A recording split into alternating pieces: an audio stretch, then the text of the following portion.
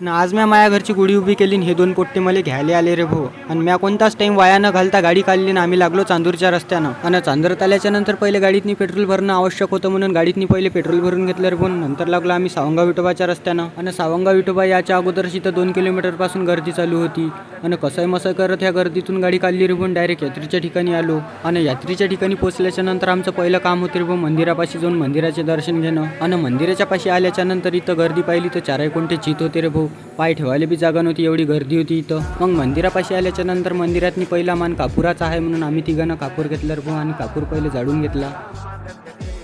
आणि नंतर आम्ही हे गर्दीचं ठिकाण पार केलं आणि यात्रेत आलो. यात्रेत आल्याच्या नंतर आम्ही तिघांनी हे ब्रेसलेट घेतले रे भाऊ. सगळी यात्रा घुमलो, आमची गाडी काढली आणि डायरेक्ट मांजरखेळात आलो. आणि मांजरखेळात आल्याच्या नंतर इथं मसाले भात वाटप होता म्हणून आम्ही 4 डोने मसाले भात घेतला आणि चांगला रेटून घेतला रे भाऊ. आणि मांजरखेळात आल्याच्या नंतर तुम्हाला इथं 12 ज्योतिर्लिंगाचे दर्शन होते रे भाऊ.